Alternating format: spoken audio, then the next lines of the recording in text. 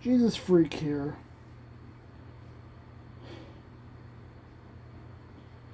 Now, first and foremost, I want to point out, as I do in some of my other videos, that I understand that the specific faith tradition that I come from is not the same as most of my viewership.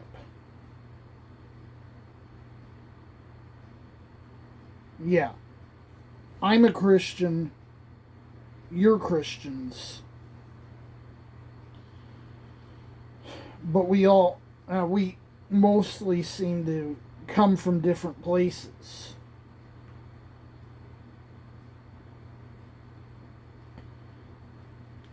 I know that a lot of my viewership watches certain specific other YouTube channels.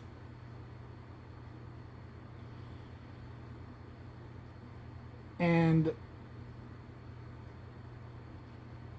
I don't always agree. I don't believe exactly the same way as others do. I've watched a number of other channels. Sometimes I agree, sometimes I don't. Sometimes I comment on their videos.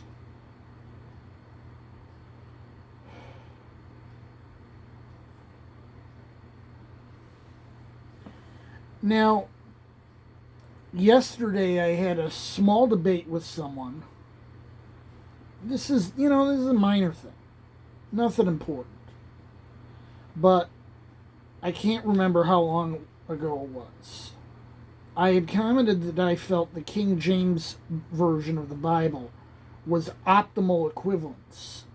Most people will say the King James is literal.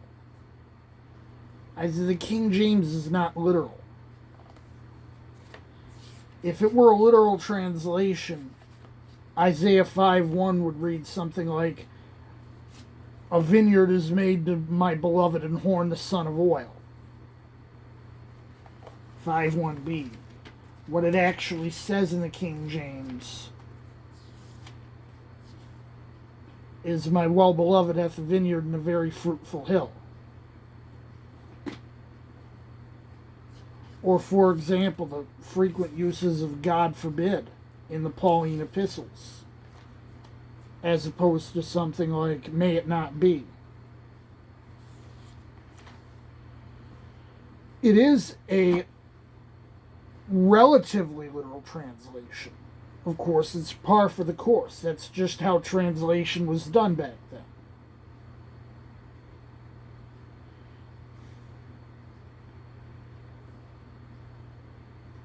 Optimal is, I believe,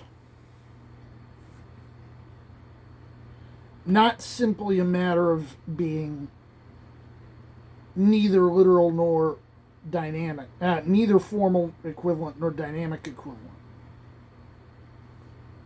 The term I use for that is mediating equivalent. And that's what your, sort of in the middle of the road types of translations are. But I consider the King James and New King James to be optimal equivalent. To some extent, I also consider the New American Standard to fall in this category. This is what I believe it was Bruce Metzger would call as literal as possible, as free as necessary. And that's the approach I prefer to take when translating.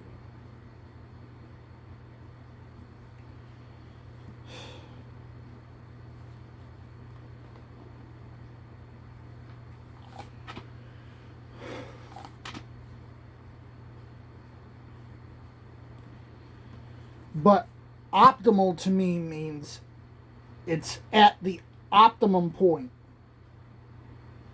that it's the best or ideal blend of the two.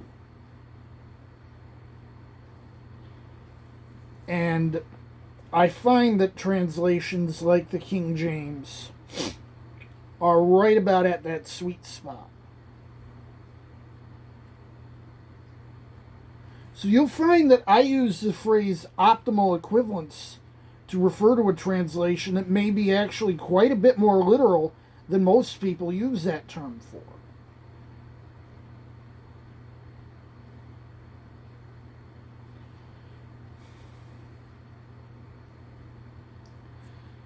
And I'm not going to call the New International Version or this Christian Standard Bible optimal equivalence, because they're not.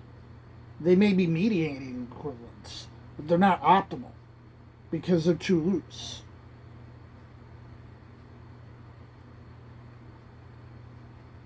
Just thought I'd get that off my chest. Jesus freak out.